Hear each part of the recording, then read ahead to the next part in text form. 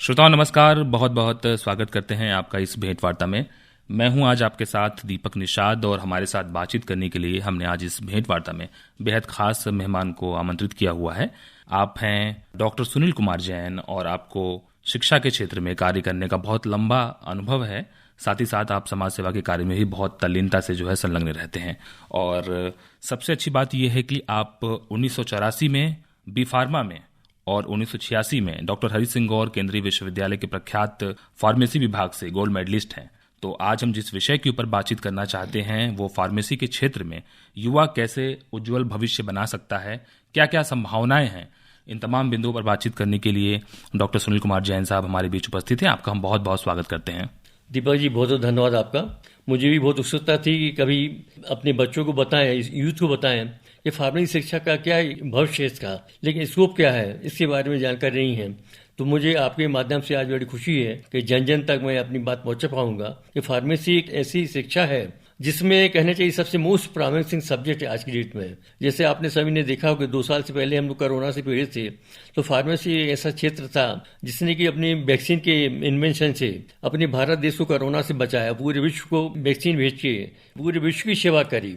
जो करोड़ों की संख्या में वैक्सीन जो बनाई हुई है हमारी भारत में, वो इतने तेज गति से उसका प्रोडक्शन हुआ है, सारा विश्व आश्चर्यचकित है कि भारत में क्या ऐसा संभव था जो असंभव काम को संभव कर दिया।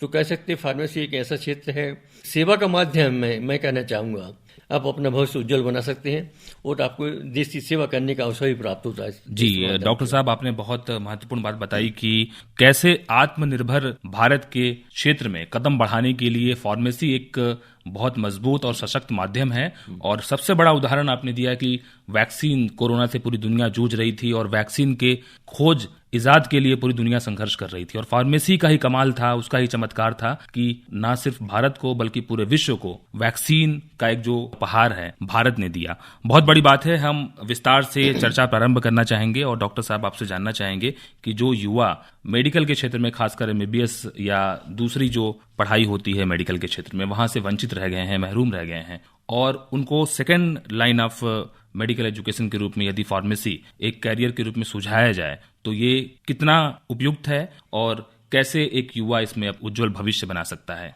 देखिए, कई अर्थों से मैं मान के चलूंगा कि फार्मेसी के अपने आप में इतना इंडिपेंडेंट कोर्स है, इतना सक्षम है कि कई अर्थों में मेडिकल से भी आगे बच्चों को ले जाता है। बस आप में लगन और मेहनत करने की इच्छा होना चाहिए।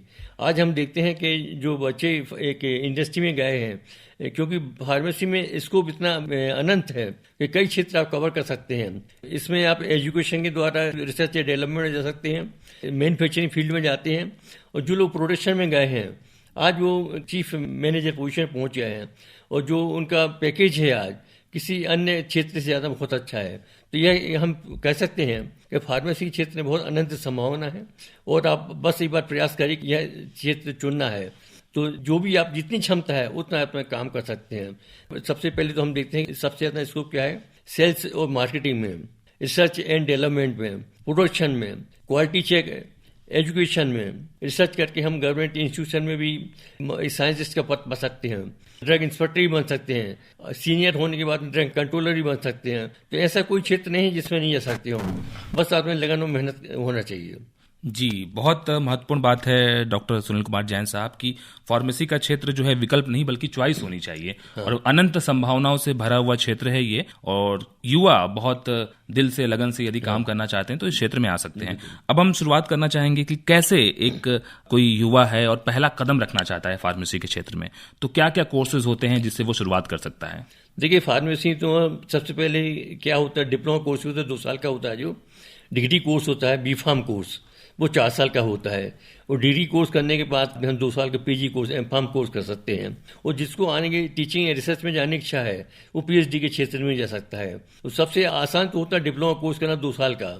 2 साल के डिप्लोमा करने के बाद में, रजिस्ट्रेशन करने के बाद में छात्र अपना स्वयं का मेडिकल स्टोर खोल सकता है, वो घर बैठ के रोजगार पा सकता है, दूसरों को रोजगार दे सकता है। जो लोग आगे बढ़ना चाहते हैं, बीफार्म कोर्स करें, 4 साल का जो कोर्स होता है, बीफार्म कोर्स करने के बाद में जो इंडस्ट्री में जाना चाहते हैं तो डायरेक्ट प्रोडक्शन में जाना चाहते हैं, लेकिन जिनको अपना कैरियर और आगे ले जाना है उनको मेरी सलाह है कि पीजी कोर्स, एमफार्म जरूर करना चाहिए।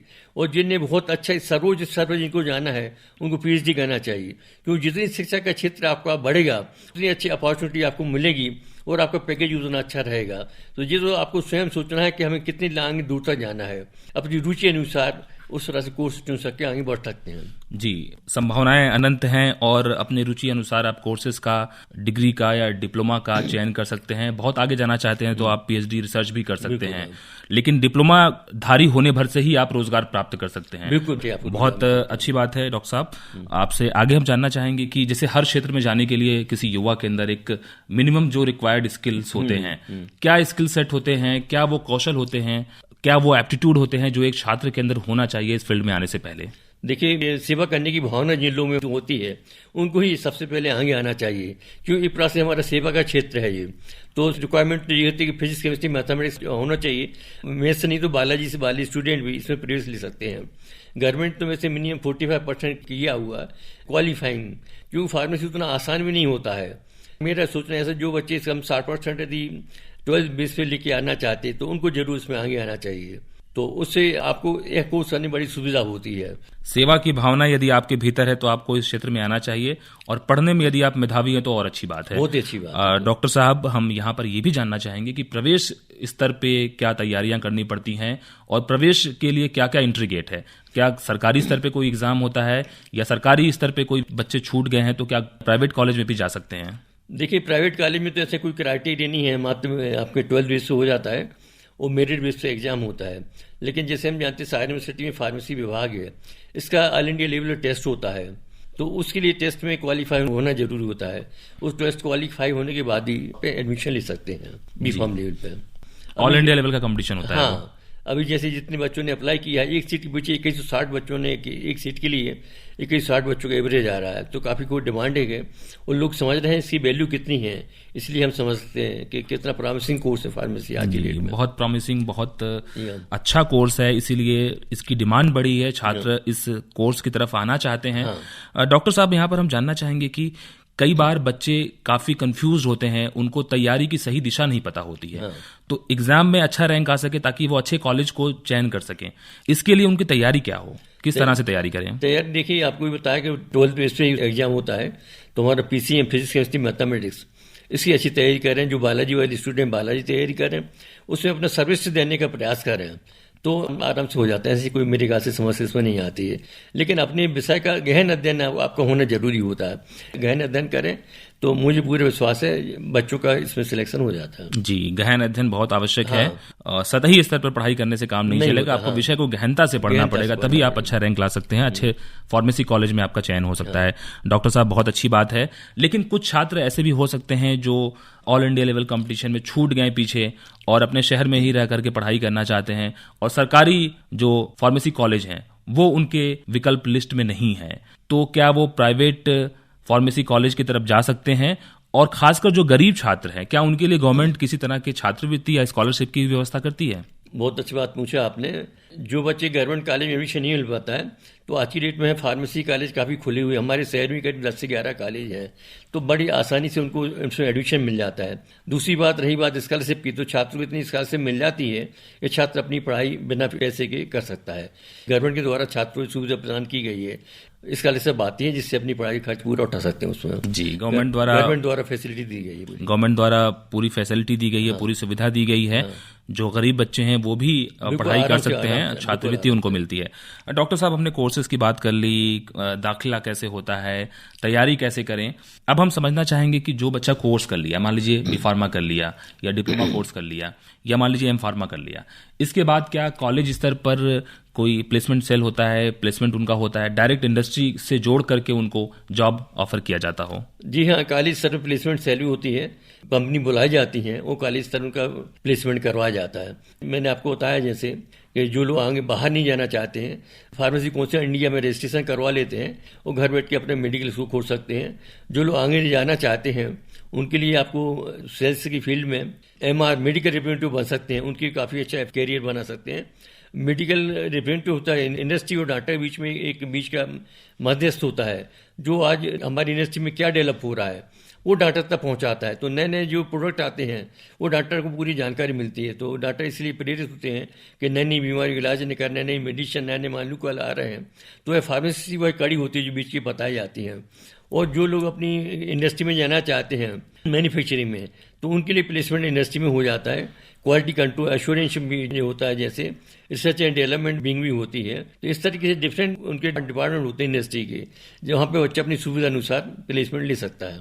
यानी कि कॉलेज लेवल से ही आपको सीधे प्लेसमेंट के माध्यम से इंडस्ट्री से जोड़ दिया जाता है। बिल्कुल जोड़ जाता है। ये जो सुविधा होती है कॉलेज ही मुहैया कराते हैं, बच्चे को संघर्ष नहीं करना पड़ता है। यदि आप स्वरोजगार करना चाहते हैं तो आप एमआर भी बन सकते हैं, मेडिकल स्टोर भी खोल सकते हैं, अपने शहर में रह करके आप सेल्स एंड मार्केटिंग कर सकते हैं।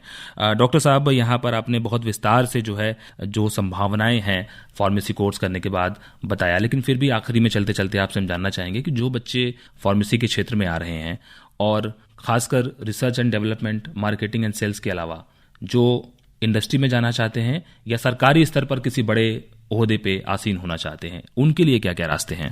देखिए, सरकारी स्तर पर जो आसीन होना चाहते हैं, ड्रग इंस्पेक्टर का एग्जाम होता है, वो क्वालिफाई कर सकते हैं वो लोग। फार्मासिस्ट की पोस्ट होती है हॉस्पिटल में, तो उसको भी एक क्वालिफाई करके, उसका भी एग्जाम होता है, उसको भी क्वालिफाई कर सकते हैं।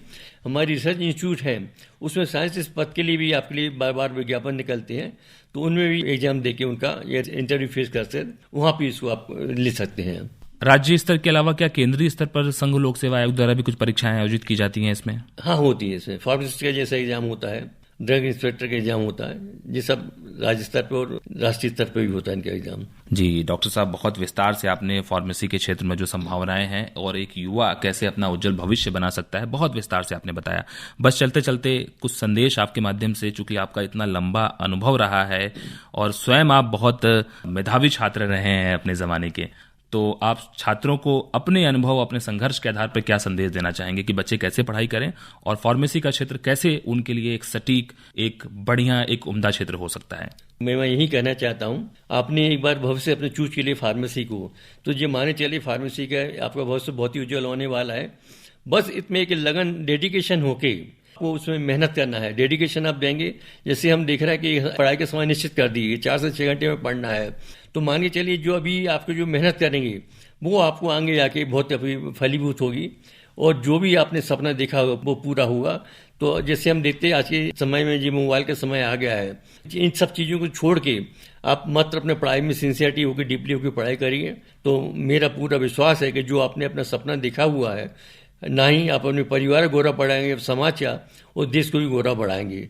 सभी एस्पायरेंट को जो फार्मेसी में अपना भविष्य देखते हैं, तो उसके लिए मैं बहुत शुभकामना देता हूँ आप सभी को। जी डॉक्टर साहब, जो भी युवा स्वप्न दृष्टा है, सपना देखता है, ऊंची छलांग लगाना चाहता है, फार्मेसी उसके लिए एक बहुत ही उम्दा माध्यम है, उम्दा कोर्स है, और लगन, डेडिकेशन, समर्पण के साथ वो इस कोर्स में आ सकता है और अपने परिवार के सपनों को पूरा कर सकता है। बहुत सारी संभावनाएं हैं इस क्षेत्र में, और कोरोना का आपने उदाहरण दिया कि कैसे भारत ने वैक्सीन बना करके पूरी दुनिया को जो है एक मिसाल पेश की। ये बहुत बड़ा उपहार है फार्मेसी क्षेत्र का पूरी दुनिया के लिए है। बहुत बहुत शुक्रिया अदा करना चाहते हैं डॉक्टर सुनील कुमार जैन साहब कि आपने अपने व्यस्ततम कार्यों में से वक्त निकाला, हमारे स्टूडियोज में आए और हमारे तमाम सुनने वाले युवा छात्रों को, तमाम जन को आपने फार्मेसी के क्षेत्र की संभावनाओं के बारे में बहुत विस्तार से बताया। बहुत बहुत शुक्रिया आपका। धन्यवाद दीपक जी, मुझे पूरा विश्वास है जो बच्चे फार्मेसी लेने इच्छुक हैं, और मुझे बड़ी खुशी है कि इस क्षेत्र में आए, उन सभी का स्वागत करता हूँ मैं।